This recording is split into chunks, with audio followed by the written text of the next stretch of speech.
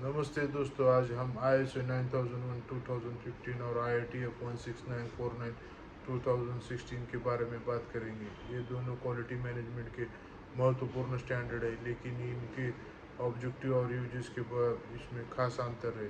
चलिए इसे विस्तार से समझते हैं। शुरू करने से पहले आप हमारी वीडियो को शेयर और चैनल को सब्सक्राइब करना ना भूलें। तो और टाइम न जाया करते हुए शुरू करते हैं। ISO 9001 2015 एक स्टैंडर्ड है जिसे सभी प्रकार की कंपनीज में लागू किया जा सकता है। इसमें leadership, strategic planning, risk based thinking और ऑपरेशनल कंट्रोल पर फोकस है। तो क्लॉज नंबर 1, स्कोप। कंपनी का स्कोप डिफाइन करने में कंपनी कौन सी प्रोसेस में काम करती है, जैसे कि मैन्युफैक्चरिंग है, स्टैंपिंग है, प्रोडक्शन है, और उसका लोकेशन क्या है, इसके बारे में स्कोप डिफाइन करना पड़ता है। Clause number 2, normative references. इस स्टैंडर्ड में क्या रेफरेंस यूज किया गया है उसके बारे में ये क्लॉज में बताया गया है। Clause number 3, terms and definition. Standard में जो वर्ड्स या टर्म्स यूज किए गए उनकी डेफिनेशन इस क्लॉज में बताई गई है। क्लॉज नंबर 1, 2 और 3 नॉन ऑडिटेबल क्लॉज है, और clause number 4 to 10 auditable clause है। Number 4, context of organisation. इसमें कंपनी को अपनी इंटरनल और एक्सटर्नल इशू पहचानने की ज़रूरत होती है, और उसकी नीड्स एंड एक्सपेक्टेशन के बारे में बताया गया है। Clause number 5, leadership. लीडरशिप को क्वालिटी ऑब्जेक्टिव और स्ट्रेटेजिक डायरेक्शन के साथ जोड़ा गया है। यहाँ पे टॉप मैनेजमेंट के रोल के बारे में बताया गया है। क्लॉज नंबर 6 है प्लानिंग। रिस्क और अपॉर्चुनिटी का आकलन और ऑब्जेक्टिव स्थापित करना, इसके बारे में यहाँ पे बताया गया है। क्लॉज नंबर 7 है सपोर्ट। इसमें आवश्यक रिसोर्सेज जैसे कि ह्यूमन रिसोर्स, इंफ्रास्ट्रक्चर कैसे होना चाहिए, वर्क एनवायरनमेंट कैसा होना चाहिए, इसके बारे में बताया गया है। क्लॉज नंबर 8 है ऑपरेशंस। ऑपरेशन में डिज़ाइन से लेकर पोस्ट डिलीवरी एक्टिविटी तक सब शामिल होता है, और ये सबसे बड़ा क्लॉज है और इम्पोर्टेंट भी है। 9, performance evaluation. Quality management system की परफॉर्मेंस को मॉनिटर, मेजर और इवैल्यूएट करना, इसके इंटरनल ऑडिट्स और MRM मीटिंग शामिल होता है। क्लॉज नंबर 10 है इम्प्रूवमेंट्स। इसमें बताया गया है कि नॉन कन्फर्मिटीज को एड्रेस करते हुए कंपनी को लगातार कैसे इम्प्रूव करना चाहिए। ISO 9001 2015 में रिस्क बेस्ड थिंकिंग से कंपनी अपने प्रोसेस में रिस्क मैनेजमेंट को इंटीग्रेट कर सकती है। इससे हर लेवल पर रिस्क को आइडेंटिफाई, इवैल्यूएट और कंट्रोल किया जा सकता है। Decision making. प्रोसेस में रिस्क असेसमेंट का उपयोग करते हैं ताकि करेक्टिव एक्शन और इम्प्रूवमेंट की दिशा तय की जा सके। ISO 9001 2015 में कुछ महत्वपूर्ण टूल का उपयोग किया जाता है, जैसे कि PDCA साइकिल, मतलब प्लान डू चेक एक्ट। इसमें क्वालिटी को बेहतर बनाने के लिए एक स्ट्रक्चर अप्रोच दिया गया है। Root cause analysis. इसमें नॉन कन्फर्मिटीज होने पर उसके कारणों को कैसे ढूंढने और दोबारा रोकने के लिए कैसे काम कर सकते हैं, इसके बारे में बताया गया है। स्वॉट एनालिसिस। ये टूल हमें कंपनी की स्ट्रेंथ, वीकनेस, अपॉर्चुनिटी और थ्रेट को समझने में मदद करता है।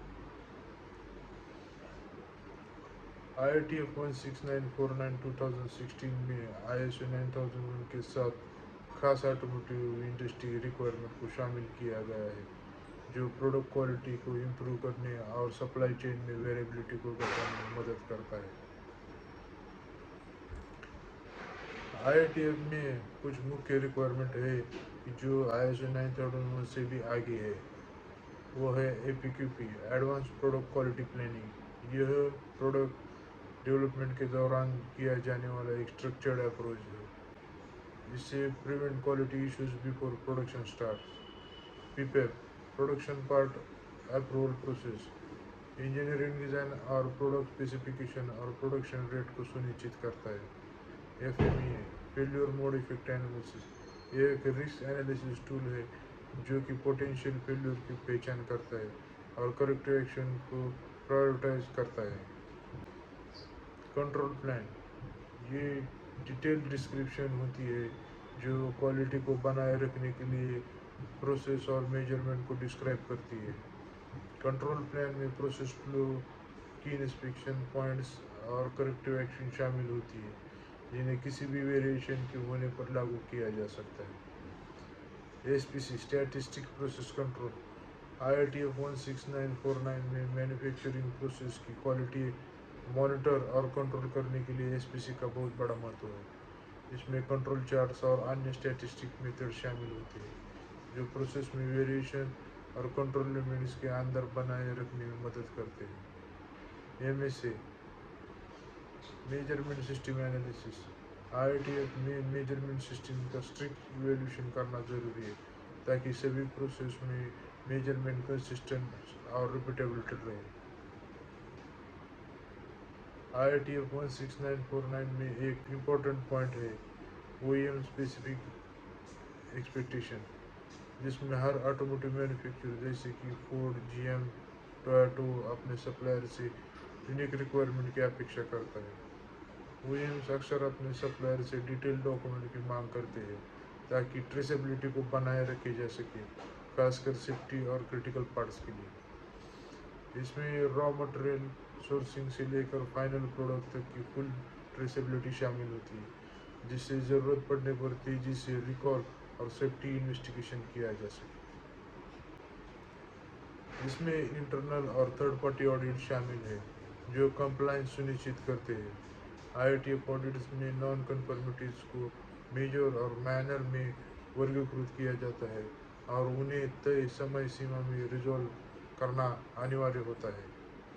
कंटिन्यूअस इम्प्रूवमेंट और करेक्टिव एक्शन, इसमें काइजन, कापा, 8D जैसे टूल यूज किए करते हैं। चलिए अब हम ISO 9001 2015 और IATF 1649 2016 के बीच कुछ एडवांस डिफरेंस को समझते हैं। यह अंतर विभिन्न एस्पेक्ट्स पर आधारित है जो दोनों स्टैंडर्ड के उपयोग और ज़रूरतों को दर्शाते हैं। स्कोप ISO सभी इंडस्ट्रीज के लिए उपयोगी है और जनरल QMS गाइडलाइंस प्रदान करता है, जबकि IATF 16949 खासतौर पर ऑटोमोटिव सेक्टर के लिए डिज़ाइन किया गया है जो सेफ्टी, डिफेक्ट्स प्रिवेंशन और इफिशिएंसी पर केंद्रित है। रिस्क मैनेजमेंट ISO में जनरल रिस्क मैनेजमेंट पर जोर है जबकि IATF में डिटेल और स्पेसिफिक रिस्क मैनेजमेंट की ज़रूरत होती है जिसमें FMEA और कंट्रोल प्लान का उपयोग शामिल है। प्रोसेस अप्रोच ISO में एक फ्लेक्सिबल प्रोसेस अप्रोच दिया है जैसे PDCA के जरिए लागू किया जा सकता है। IATF में APQP और PPAP का अनिवार्य उपयोग की होता है ताकि प्रोडक्ट डेवलपमेंट और प्रोसेस कंट्रोल में मजबूत बनाया जा सके।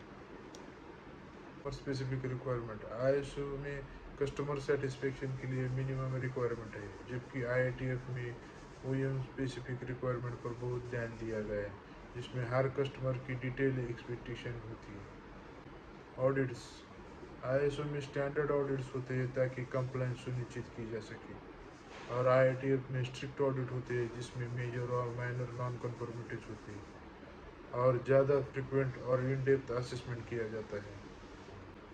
कंटिन्यूअल इम्प्रूवमेंट ISO में सभी प्रोसेस में जनरल कंटिन्यूअल इम्प्रूवमेंट पर जोर दिया गया है जबकि IATF में लीन मैन्युफैक्चरिंग, डिफेक्ट रिडक्शन और वेस्ट मिनिमाइजेशन पर विशेष जोर दिया गया है जिसमें SPC और सिक्स सिग्मा जैसे टूल का उपयोग किया जाता है। सप्लायर मैनेजमेंट ISO में सप्लायर इवोल्यूशन महत्वपूर्ण है लेकिन फ्लेक्सिबल है जबकि IATF में सप्लायर पर स्ट्रिंजेंट मॉनिटरिंग, ऑडिट और डेवलपमेंट होता है ताकि सप्लायर चेन में कंसिस्टेंस क्वालिटी बनी रहे। ऑटोमोटिव इंडस्ट्री में सप्लायर के लिए ISO 9001 और IATF का इंटीग्रेशन एक टोटल फ्रेमवर्क प्रदान कर सकता है जो जनरल और इंडस्ट्री स्पेसिफिक क्वालिटी एक्सपेक्टेशन दोनों को मैनेज करता है। इस इंटीग्रेशन से ऑटोमोटिव सप्लायर एक ऐसा सिस्टम बना सकते हैं जो न सिर्फ क्वालिटी स्टैंडर्ड को पूरा करता है बल्कि इंडस्ट्री की स्पेसिफिक ज़रूरतों के अनुसार भी फंक्शन करता है। ऑटोमोटिव OEM अक्सर उम्मीद करते हैं कि सप्लायर के पास एक मजबूत सप्लायर डेवलपमेंट प्रोग्राम हो जिससे सेकंड और third tier supplier IATF 16949 standard के साथ अलाइन कर सकते हैं। Supplier audit score card regular performance evolution से सुनिश्चित किया जाता है कि सप्लायर IATF स्टैंडर्ड के साथ कंप्लेंट रहे। इसमें इसमें defect rates, on time delivery और करेक्टिव एक्शन रिस्पॉन्स टाइम्स ऐसे की मेट्रिक्स शामिल होते हैं। IATF 16949 के अक्सर इन मेथोडोलॉजी को प्रोडक्शन में एफिशिएंसी बढ़ाने और वेरिएबिलिटी कम करने के लिए इंटीग्रेट किया जाता है।